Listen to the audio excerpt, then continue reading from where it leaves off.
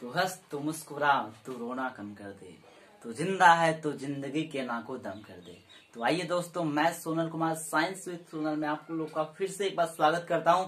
और आज जो टॉपिक लेके आया हूं बहुत ही बेहतरीन टॉपिक है।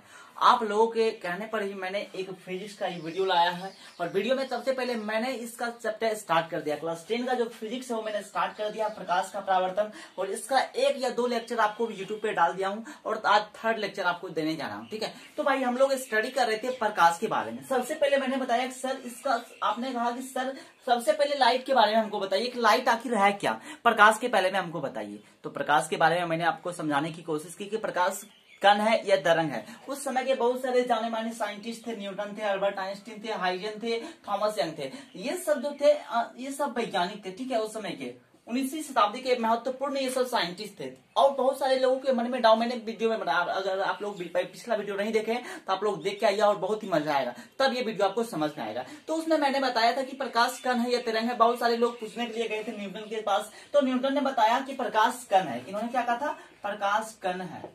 और लेकिन हाइजन ने क्या कहा था? प्रकाश तरंग है। ये बात मैंने पिछले वीडियो में भी बताया था, लेकिन ये प्रूफ नहीं कर पाए। प्रूफ करने के लिए उन्होंने अपने मित्र अल्बर्ट आइंस्टीन का सहारा लिया था, और मैंने यहां तक ही बताया था कि सहारा लिया था। लेकिन अल्बर्ट आइंस्टीन प्रूफ कैसे किए ये मैंने पिछले वीडियो में नहीं बताया, लेकिन मैं आज बताने जा रहा हूं कि उन्होंने प्रूफ कैसे किया। वो प्रूफ आप लोग ध्यान से देखिएगा। जब न्यूटन सर ने अल्बर्ट आइंस्टीन को बुलाया, उन्होंने बुलाने के बाद उन्होंने क्या कि मित्र आप हमको बताइए कि प्रकाश तरंग, हमने प्रकाश को बता दिया कि प्रकाश कण है, लेकिन कैसे प्रूफ होगा ये मेरे को भी पता नहीं है। तो आप अगर हमको कुछ सहायता कर पाए तो कीजिए सर, हमको इसके बारे में मेरे को भी जानकारी नहीं है। तो उनका मित्र था, तो बोला कि अल्बर्ट आइंस्टीन ने कहा न्यूटन को कि मैं आपकी बहुत ज्यादा हेल्प करूंगा, मदद करूंगा, बस थोड़ा वेट कीजिए, बस इंतजार है। ठीक है, तो उन्होंने इस पे रिसर्च करना स्टार्ट कर दिया। रिसर्च करने के क्रम में उनके हुआ क्या कि उन्होंने एक बात याद आया। 1903 ईस्वी में एक सभा का गठन हुआ था, 1903 में। ठीक है भाई,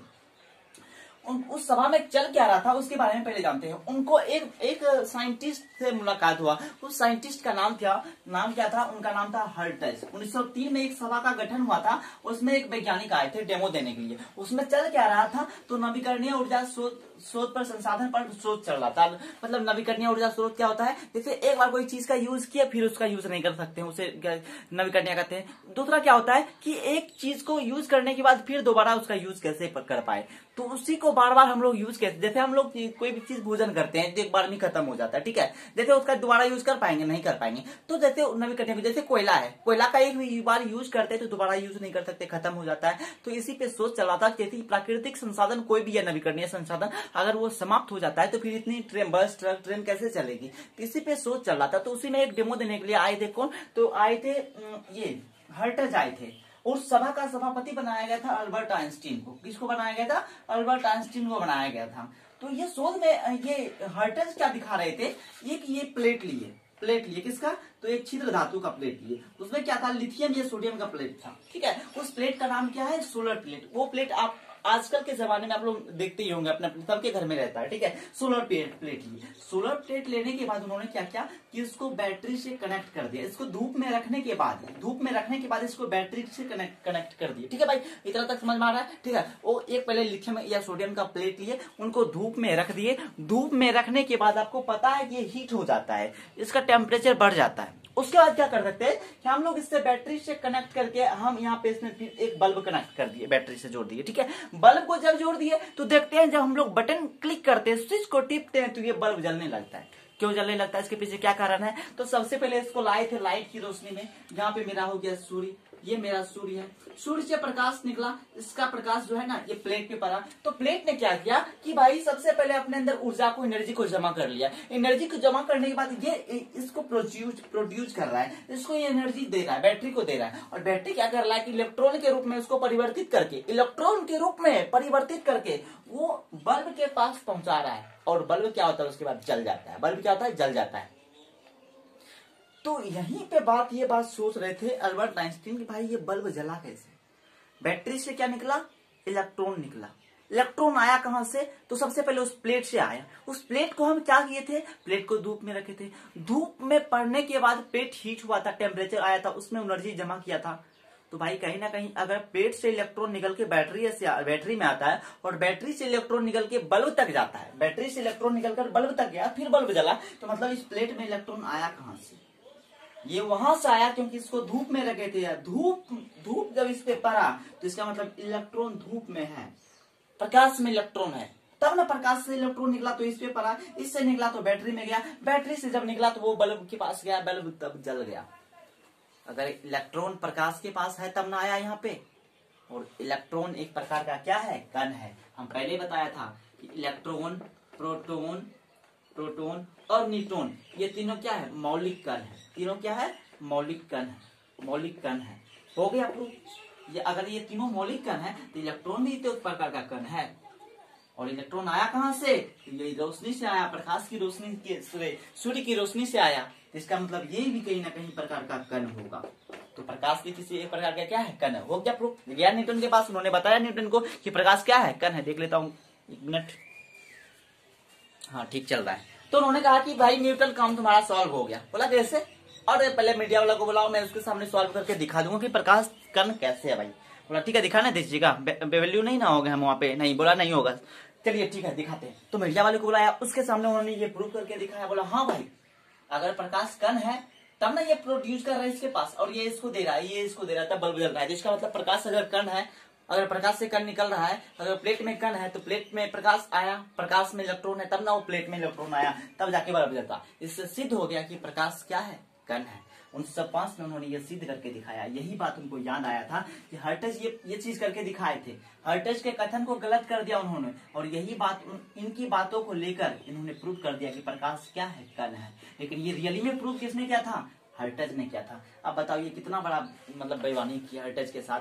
हर्ट्ज तो एक छोटे मोटे वैज्ञानिक थे, उन्होंने ये चीज करके उस जब वो बैठे थे वहां पे संशोधन में, तो वहां पे जब ये प्रूव करके दिखाए हर्ट्ज ने, तो हर्ट्ज की बातों को इन्होंने काट दिया, और फिर उन्हीं की बातों को, उन्हीं के कथनों को इन्होंने प्रूव करके दिखाया, और सोचो तब जाके इनको नोबेल पुरस्कार मिल गया। ठीक है, तो ये बात थी, इनकी बात थी, तब जाके इनको मतलब सम्मान मिला, दोनों को, इन दोनों वैज्ञानिकों को सम्मान मिला। और बात आई उसके बाद हाइजेन की। हाइजेन ने प्रकाश को क्या कहा था? तरंग कहा था।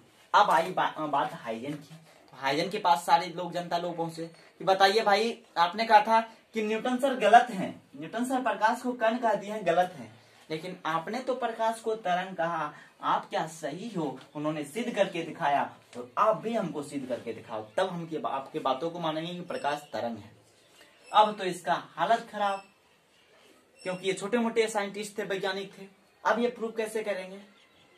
अब इसका भी फोटो मार्केट में लगा के, चिपका के हार चढ़ा दिए जूता चप्पल का, और इसका भी बेइज्जती हो गया पूरे मार्केट में। तो फिर इनको भी एक मित्र की याद आई। इनका मित्र का नाम था थॉमस यंग। थॉमस यंग, इनके हाइजेन के मित्र का नाम क्या था? Thomas young. और न्यूटन के मित्र का नाम क्या था? Albert Einstein. ठीक है, जिन्होंने E बराबर mc² का खोज किया था। ठीक है, तो अब इनके मित्र पे जाते हैं। इनके मित्र का नाम क्या था? Thomas young. ये दिखने में एकदम काला कलूटा थे। ठीक है, काला कलूटा, पूरे दिन में 10 बार नहाते थे, क्योंकि इसका जो ना चेहरा, स्किन था, वो पूरा ब्लैक था, और ये सोचते थे नहाते नहाते उनको हम ना व्हाइट कर लेंगे। लेकिन क्या ये चीज होने वाला है? क्योंकि उनको नेचुरली ये चीज था ना, ब्लैक थे वो, तो कभी नहीं सुंदर बन पाते। तो एक बात ये थी, 10 बार नहाता था। नहाते नहाते क्या हुआ कि जब इनको बुलाए, ठीक है, हाइजेन ने बुलाए, अब इनको लगा कि जब उनका मित्र सिद्ध कर सकते हैं कर्ण, तो मेरा मित्र भी सिद्ध कर देगा तरंग। इसी उद्देश्य से इन्होंने बुलाया। तो थॉमस यंग गए, इनके पास पहुंचे। जब इनके घर पे पहुंचे तो बोला क्या बात है मित्र, बताइए। तब इन्होंने कहा, हाइजेन ने कहा कि मित्र, हमको भी जूता खाने से बचाओ। उसका मित्र तो उसको बचा लिया। अब देखता हूँ आपके पास कितना हिम्मत है, क्या आप मेरे को बचा पाते हो या नहीं बचा पाते हो। तब ने कहा कि पूरी बात तो मेरे को बताओ पहले। तब इन्होंने कहा, तब हाइजेन ने कहा थॉमस यंग को कि भाई हमने प्रकाश को तरंग कह दिया उसको, लेकिन प्रूव कैसे करिए मेरे को पता नहीं है। अगर आपके पास कोई आइडिया है तो आइडिया लगा के उसको प्रूव करो। तब थॉमस यंग ने कहा कि भाई तुम जाओ, सो जाओ आराम से, इसके बारे में मैं फिर रिसर्च करने के लिए फिर जाता हूँ। ठीक है, तो एक दिन ये नहा रहे थे, वो अपने घर चल गए। फिर एक दिन हाइजेन नहा रहे थे। हाइजीन को नहाते नहाते पता चला कि जब वो साबुन रगड़ होते ना, अम्ला रीठा सीटा जिसको बोलते हैं, उस समय साबुन तो होता नहीं था, अम्ला रीठा सीटा रगड़ रगड़ के नहा रहे थे। नहाते नहाते हुआ क्या कि एक बार जैसे फूकना बन जाता है, ठीक है, हम लोग कभी अपने स्किन पे फूकना बन जाता है, वो ना फेन उसका, तो वो बन गए थे। उन्होंने स्टडी करते करते पता किया कि प्रकाश तरंग कैसे है, उसके बारे में फिर पढ़ना स्टार्ट किया। तब जाके उनको लगा कि जब ये फैन बन रहा है तो इस फैन में हम प्रकाश को तरंग कैसे सिद्ध करें। जब उससे मान लीजिए यहाँ पे नहा रहा है ये, जब ये नहा रहे थे इनके शरीर के ऊपर फैन बन रहा था। फैन बनने के कारण हुआ क्या, कभी कभी वहाँ पे प्रकाश की किरणें आती थी तो कभी कभी चमकने लगता था। फैन पे प्रकाश की किरणें पड़ने के बाद, फैन पे पड़ने के बाद चमकने लगता था, तो उनको लग रहा था कि प्रकाश अगर कण है, कण होता तो जल्दी समाप्त नहीं होता, अगर तरंग है तब ना फटाफट उसको क्या होता है कि तरंग के जैसा तुरंत गुण समाप्त हो जाता है। ये तरंग हो गया आपका, ये आपका तरंग हो गया, ये आपका तरंग हो गया, और ये आपका कण हो गया, ये आपका कण है। अगर कण रहता तो धीरे धीरे समाप्त होता है, कण तो तुरंत समाप्त नहीं होता। अगर तरंग है तब ना उसका वैल्यू कभी महत्तम होता है तो फिर कभी न्यूनतम होता है, कभी महत्तम तो कभी न्यूनतम, ऐसे होता है। तो उन्होंने कहा कि अगर इस फैन पे प्रकाश की किरणें आती है तो फटाफट खत्म हो जाती है, तुरंत आती है तुरंत चमकना खत्म हो जाता है, तो प्रकाश कहीं ना कहीं तरंग है। तो प्रूफ इन्होंने कहा कि हो गया। तब अपने मित्र को याद किया, हाइजेन को, हाइजेन को इन्होंने बुलाया। हाइजेन को बुलाने के बाद उन्होंने क्या कहा कि प्रकाश तरंग सिद्ध हो गया। बोला कि कैसे, अब बोला पहले मीडिया वाले को बुलाइए, मीडिया वाले के सामने हम प्रूव करके दिखाएं। तब उन्होंने मीडिया वाले को बुलाया। मीडिया वाले को बुलाने के बाद उन्होंने नहाना स्टार्ट किया। नहाते नहाते उन्होंने जब उसके शरीर में फैन उत्पन्न हुआ, तो फैन उत्पन्न होने के बाद उन्होंने क्या किया कि जब फैन पे उन्होंने प्रकाश की किरण को आपतित कराया तो वहाँ क्या, कभी चमक रहा था कभी नहीं चमक रहा था, कभी चमक रहा था कभी नहीं चमक रहा था। तो इससे सिद्ध हो गया कि प्रकाश अगर तरंग है तब उसका वैल्यू कभी महत्तम कभी न्यूनतम, कभी महत्तम कभी न्यूनतम, कभी महत्तम कभी न्यूनतम हो रहा है। अगर कण होता तो तुरंत समाप्त नहीं होता। तो इससे ये प्रूफ होता है कि प्रकाश क्या है, तरंग भी है। प्रकाश क्या है, तरंग भी है। इनकी बातों को भी मान्यता मिली, ठीक है, सबके सामने। तो इनका भी बात ये हो गया कि प्रकाश क्या है, प्रकार का तरंग है। तो लेकिन आज के युग में जो आधुनिक मॉडर्न युग है,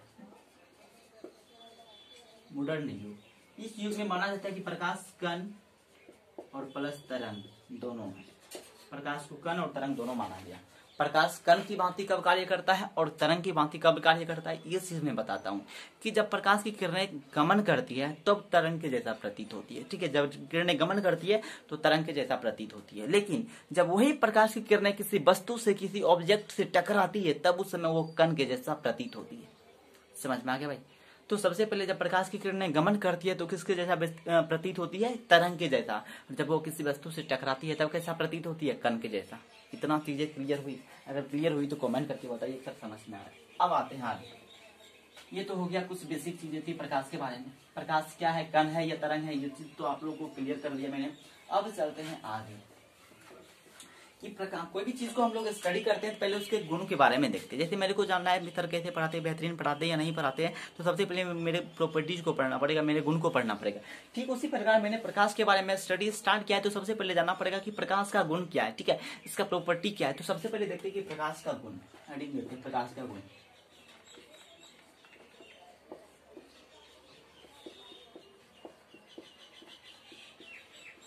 properties of light, properties of light, properties of light. प्रकाश के बहुत सारे गुण होते हैं लेकिन जो बेहतरीन गुण है उसके बारे में हम लोग चर्चा करते हैं, ठीक है। तो अब सबसे पहले बताइए कि प्रकाश जो गमन करती है कैसी रेखा में गमन करती है, सीधी रेखा में गमन करती है, टेढ़ी मेढ़ी रेखा में गमन करती है, या कैसी रेखा होना चाहिए, ये निर्वात में गमन करती है, वो कैसा जगह होना चाहिए। तो प्रकाश जो सबसे पहले गमन करती है वो हमेशा सीधी रेखा में गमन करती है। कैसे, सीधी रेखा में, प्रकाश सीधी रेखा में गमन करती है। पहला बात तो ये हो गया, प्रकाश सीधी रेखा में गमन करती है, सीधी रेखा में गमन करती है, ठीक है भाई। अब देखिए प्रकाश के गुण के बारे में मैंने बता रहा था कि एक गुण तो मैंने समाप्त कर दिया, प्रकाश क्या सीधी रेखा में गमन करती है। अगला देखिए मैंने बताया प्रकाश कण एवं तरंग दोनों है। प्रकाश क्या है, प्रकाश कण और तरंग दोनों है। मैंने ये चीज प्रूव करके बताया, 2 वीडियो में मैंने इसको प्रूव किया है। अभी जस्ट मैंने पहले बताया और पिछले लेक्चर में मैंने 2 वीडियो में इसको कंप्लीट किया। प्रकाश कण कैसे है, तरंग कैसे है। प्रकाश को कण किसने कहा था, न्यूटन ने। प्रकाश को तरंग किसने कहा था, ये हाइजेन ने कहा था। लेकिन प्रूव अलग अलग वैज्ञानिकों ने किया था। एक तो ये बात बताया, प्रकाश को कण और तरंग होने के कारण इससे द्वैत प्रकृति कहा जाता है। प्रकाश के पास कैसी प्रकृति होती है, द्वैत प्रकृति, मतलब 2 गुण होता है।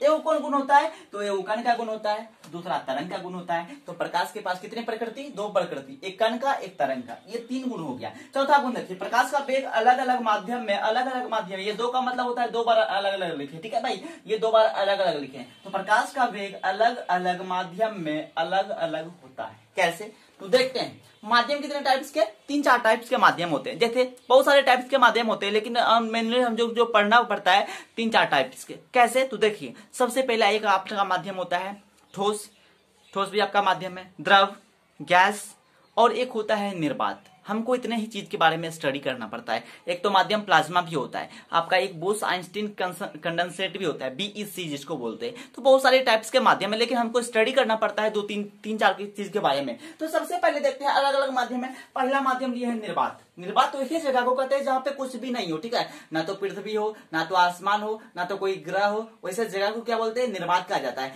तो निर्वात में क्या प्रकाश चलता है, चलता है, लेकिन बोलेगा साउंड क्या प्रकाश में चलता है, नहीं चलता है। साउंड जो होता है ना, ध्वनि प्रकाश में नहीं चलता है, लेकिन प्रकाश चलता है तो कितना के स्पीड से चलता है निर्वात में प्रकाश का वेग। निर्वात में जो प्रकाश का वेग होता है 3 × 10⁸ मीटर पर सेकेंड होता है, ठीक है भाई।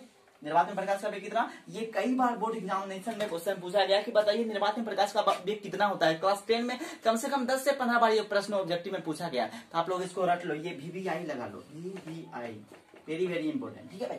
अगले देखिए कांच में प्रकाश का वेग कितना होता है, 2 × 10⁸ मीटर पर सेकंड होता है। ये भी याद रख लीजिएगा, वैल्यू याद रखना बहुत जरूरी है।